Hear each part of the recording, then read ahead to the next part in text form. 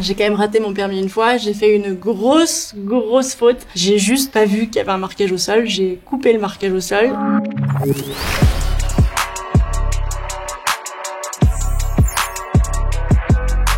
Salut, je m'appelle Inès Tétinger, j'ai 30 ans, je suis pilote automobile depuis 2009. J'ai eu mon permis en 2008 et je vais pouvoir vous donner toutes les étapes à suivre pour passer le vôtre. Et vous allez voir que c'est pas si compliqué que ça. Dès que vous avez 18 ans, vous vous inscrivez à une auto-école, vous passez votre code, vous passez votre permis. Je sais que c'est pas très drôle, mais au moins c'est fait. Vous faites tout rapidement et au moins vous en parlez plus. Moi j'ai plein de copains boulets à 30 ans qui n'ont pas leur permis et que je suis obligée d'aller chercher en voiture, que je suis obligée d'emmener en vacances parce qu'ils peuvent pas y aller tout seuls.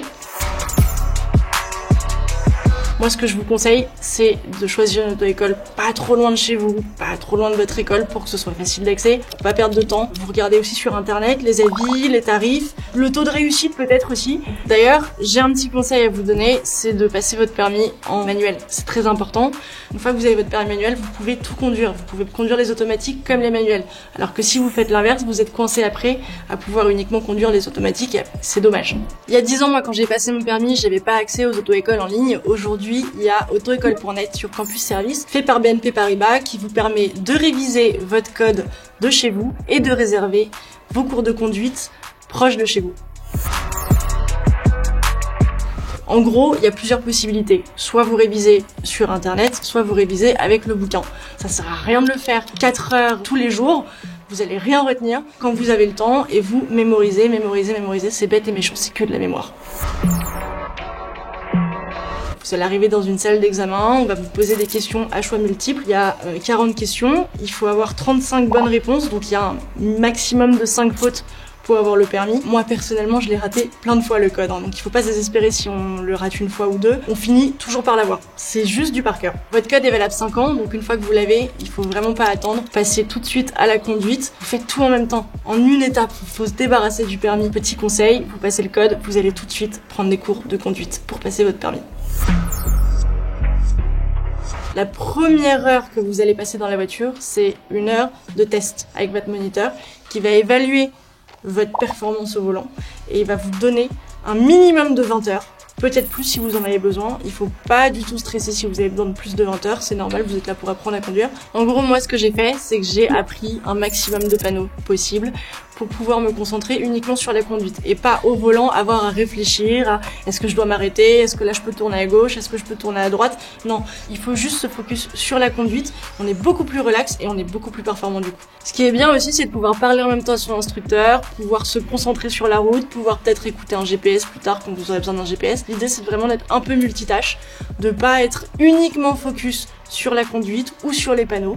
Il faut vraiment être zen dans la voiture, relax, ce qui va vous permettre d'être beaucoup plus performant avec votre moniteur au volant et surtout de pas avoir peur. Seconde option, conduite accompagnée. Une fois que vous avez votre code, après seulement quelques heures de conduite, vous pouvez conduire avec quelqu'un qui a plus de 50 permis, ça peut être n'importe qui, vos amis, vos parents, et justement il y a peut-être moins de pression parce que votre père vient vous chercher à l'école, vous conduisez avec lui, vous rentrez avec lui, il n'y a pas la pression de l'examinateur, en même temps ça vous permet de conduire, ça vous permet de vous habituer à la voiture. L'autre solution, c'est le permis en accéléré. Ça dure 3 semaines, 1 mois.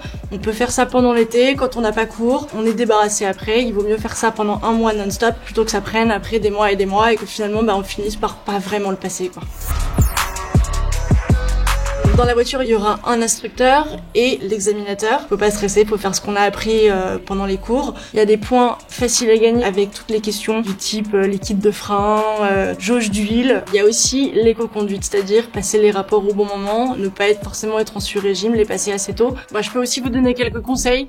Des choses à carrément pas faire pendant le permis. Je sais qu'ils aiment pas du tout qu'on mette des coups de frein trop secs parce qu'il faut toujours faire attention quand vous freinez à la voiture qui y a derrière. Il faut pas surprendre la voiture qui arrive derrière vous. Prenez de la distance et vous mettez pas de frein sec parce que ça, ils aiment pas ça du tout. Il faut savoir aussi qu'une erreur est pas forcément éliminatoire, donc il faut pas non plus être en panique. Si on fait une erreur, c'est pas grave. Il faut juste continuer, être relax, être vraiment relax parce que plus vous êtes relax, moins vous allez faire d'erreurs. Moi, petit conseil à vous donner parce que je connais le stress. Avant une course, je me mets dans mon coin, je m'assois, je ferme les yeux et je pense à rien, je me vide la tête et je me focus que sur ce que j'ai à faire. Donc on a toujours un peu de pression, mais il faut apprendre à gérer la pression et surtout que la pression ne devienne pas un handicap. Le permis, c'est pas un examen qui va changer votre vie. Si vous le ratez une fois, vous le repasserez une deuxième fois. J'ai quand même raté mon permis une fois, j'ai fait une grosse faute. J'ai juste pas vu qu'il y avait un marquage au sol, j'ai coupé le marquage au sol et en fait je suis allée tout droit au lieu de faire le tour de ce marquage au sol. Donc ça c'était clairement éliminatoire. Après l'examen, vous n'avez pas de réponse tout de suite, il faut attendre 48 heures. Pendant ces 48 heures, vous êtes un peu stressé. Si vous avez une réponse positive, profitez de votre permis, partez, conduisez et amusez-vous parce qu'il faut pas oublier que c'est sympa d'être en voiture, c'est sympa de conduire et c'est la liberté. Donc profitez. Bon voilà, en revanche si vous n'avez pas de réponse positive et que c'est négatif, il faut refaire quelques heures et il faut surtout tout de suite essayer de repasser le permis. Il faut pas forcément attendre parce que c'est ce que je disais tout à l'heure, si vous attendez après vous le repasserez pas. Donc il faut vraiment se débarrasser de ça, c'est pas grave de le rater une fois, moi je l'ai raté une fois, vous le repassez et puis vous l'aurez la deuxième. Bon ça y est, maintenant t'as toutes les clés pour réussir ton permis, c'est pas très compliqué, il y a plusieurs étapes. Tu perds pas de temps, surtout ne perds pas de temps, tu t'inscris dans une auto-école, tu passes ton code, tu prends des cours de conduite, il y a à peu près 20-30 heures de cours, tu t'inscris tout de suite au permis, tu passes ton permis, t'as 48 heures à peu près pour attendre la réponse, et une fois que t'as ton permis, tu profites à fond. T'auras que 6 points, donc fais attention, ça part vite, mais franchement, profite et tu verras, c'est top.